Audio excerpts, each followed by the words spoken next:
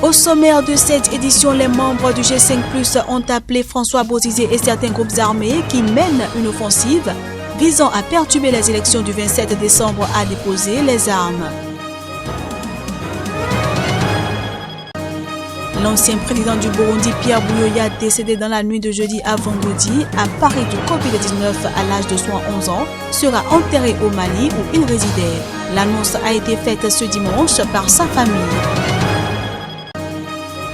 Et puis au Mali, les professionnels des médias s'inquiètent des menaces que fait peser selon eux sur la liberté de la presse la restauration de l'état d'urgence dans le cadre de la lutte contre la Covid-19.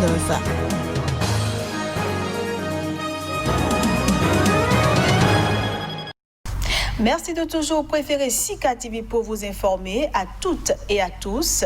Bienvenue. En Côte d'Ivoire, le numéro 2 du principal parti d'opposition a été évacué à Paris ce dimanche pour raisons médicales. C'est ce qu'a déclaré le directeur administratif du PDCI, précisant que sa vie n'était pas en danger. Maurice Kakogi-Karoué, numéro 2 du Parti démocratique de Côte d'Ivoire, PDCI, principal mouvement d'opposition, a été évacué vers Paris dans la nuit de samedi à dimanche pour raisons médicales. Mais sa vie n'est pas en danger. L'information a été confirmée par son conseiller en communication, Guy Théressia. Selon lui, il s'agit d'une évacuation d'urgence pour des soins intensifs. Une source proche de la présidence ivoirienne a confirmé l'évacuation vers Paris du secrétaire exécutif du PDCI pour un contrôle en raison de ses problèmes cardiaques pris en charge par la présidence. Ancien ministre de la Santé dans les années 1990, Maurice Kakogi-Karoué est le bras droit de l'ex-président Henri Konan Bédié, chef du PDCI et leader de l'opposition ivoirienne. Poursuivi par la justice ivoirienne pour complot contre l'autorité de l'État et emprisonné depuis début novembre après la tentative de l'opposition de proclamer un régime de transition à la suite de l'élection présidentielle, Maurice Kakogi-Karoué avait été transféré le 11 décembre dernier dans un hôpital d'Abidjan après un malaise cardiaque.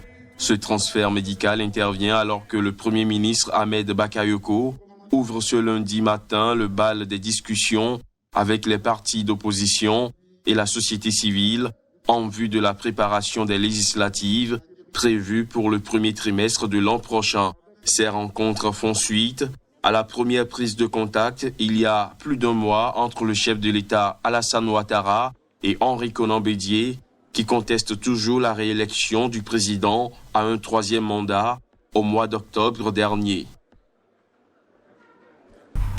Le G5+, un groupe d'États et d'institutions internationales partenaires de la République centrafricaine, a appelé l'ex-chef de l'État François Bozizé et certains groupes armés qui mènent une offensive dans le pays visant à perturber les élections présidentielles et législatives du 27 décembre prochain à déposer les armes. Et ils ont lancé cet appel dans un communiqué commun diffusé ce dimanche. La France, la Russie, les États-Unis, l'Union européenne et la Banque mondiale ont fermement condamné la recrudescence des violences et des exactions dans plusieurs localités de la Centrafrique à la veille des élections. Le G5+ demande l'arrêt immédiat et sans condition des offensives coordonnées en cours par des bandes armées et met en garde les auteurs de ces actes qui entravent sérieusement le déroulement normal du processus électoral, rappelant que leur responsabilité individuelle est engagée. 2 jours après le début d'une offensive des groupes armés, les tensions sont vives en Centrafrique où le gouvernement a accusé mercredi dernier François Bozizé, exclu du scrutin par la Cour constitutionnelle, de préparer un plan de déstabilisation du pays, tandis que l'opposition craint des fraudes massives aux élections. Le G5+ considère que les élections doivent se tenir le 27 décembre prochain dans le respect des délais constitutionnels et condamne toutes les manœuvres et tentatives d'engager le pays vers une nouvelle transition politique en violation de la Constitution centrafricaine, ont ajouté les signataires. Il a par ailleurs, dans le communiqué, réitéré son engagement à accompagner le processus électoral, notamment la campagne électorale en cours, et reste pleinement mobilisé aux côtés de celles et de ceux qui s'inscrivent dans l'état de droit pour la tenue d'élections présidentielles et législatives apaisées. La Centrafrique a été ravagée par la guerre civile après qu'une coalition de groupes armés à dominante musulmane, la Seleka, a renversé le régime de François Bozizé en 2013. Les affrontements entre Seleka et milices chrétiennes et animistes anti-Balaka avaient fait des milliers de morts.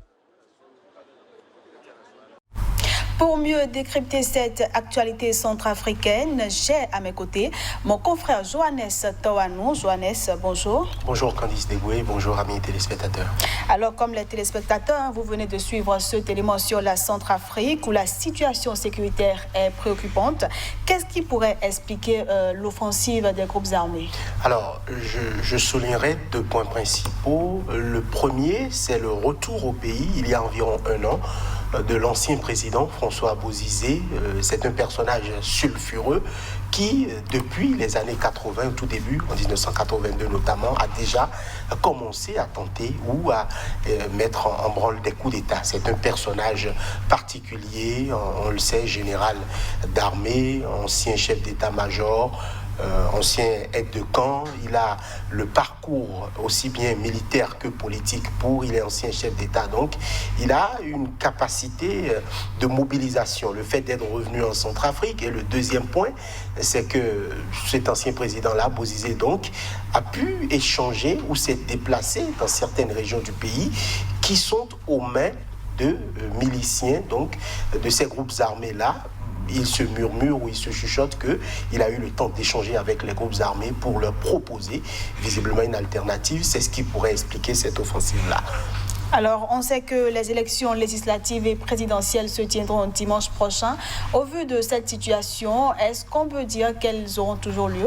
Alors, je pense que les élections auront lieu. Je le pense parce que la situation qui prévaut aujourd'hui en Centrafrique n'arrange pas le pouvoir en place. Le président Faustin Archange Touadéra n'a rien à gagner à reporter les élections. L'opposition qui demande aujourd'hui un report lui dira au lendemain du report qu'il y a vide juridique, qu'il y a vide constitutionnel, et donc c'est une situation qui n'arrange pas le régime. Le deuxième élément qui fait que ces élections devraient avoir lieu, c'est que le Rwanda s'est déplacé militairement en Centrafrique, c'est que la Russie est impliquée militairement en Centrafrique.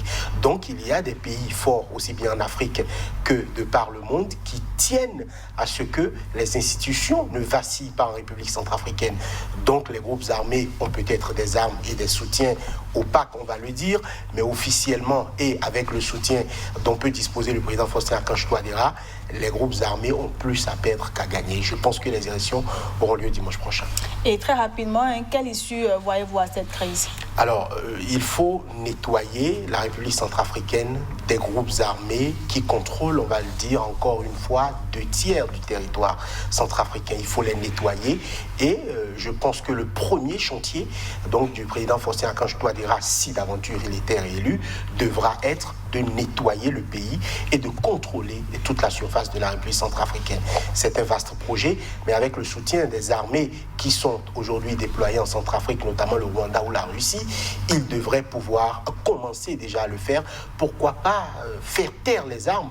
Parce que soit vous déposez les armes, soit vous vous faites tuer. Si on pose le schéma aussi clairement à ces groupes armés-là, je crois qu'ils préféreraient garder la vie et pourquoi pas rentrer dans un processus de démobilisation, de remise des armes, de paix, plutôt que de continuer à nourrir des tensions dans un pays qui, faut-il le rappeler, depuis 1960, n'a jamais eu la paix.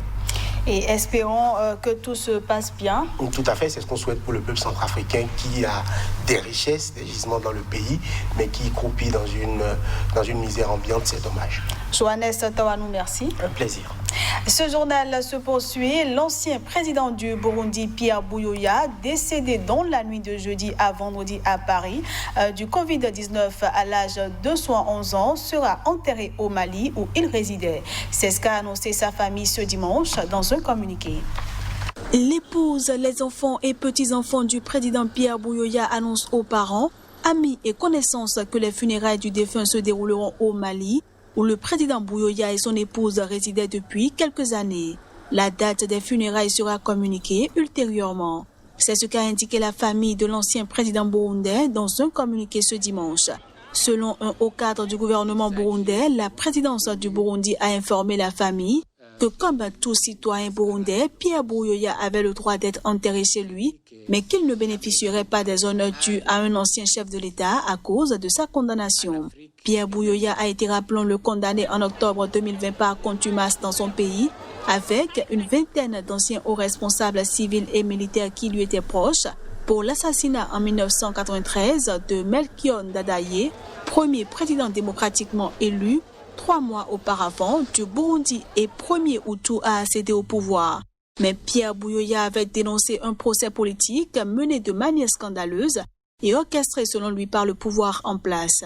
Décédé dans la nuit de jeudi à vendredi à Paris du Covid-19 à l'âge de 71 ans, l'ancien président burundais était le haut représentant de l'Union africaine pour le Mali et le Sahel depuis 2012 jusqu'à ce qu'il démissionne en novembre dernier, et ce, pour laver son honneur après sa condamnation à la perpétuité par contumace au Burundi pour l'assassinat en 1993 du président Melchior Ndadaye.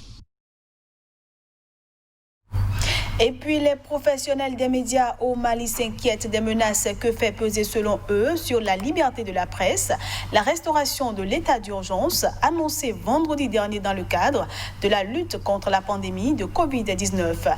Ils ont fait part de leur inquiétude ce dimanche lors d'une conférence de presse. Le retour de l'état d'urgence inquiète les médias.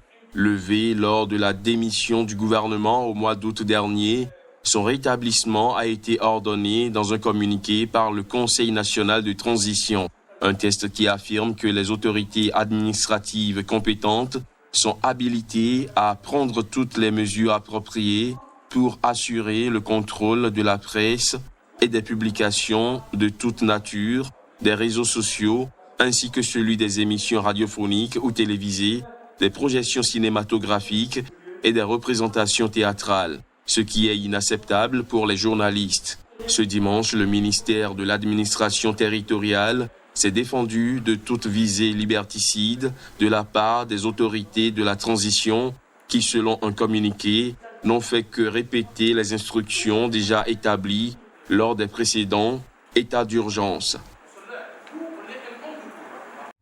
Fin de cette édition. Merci à tous de l'avoir suivi.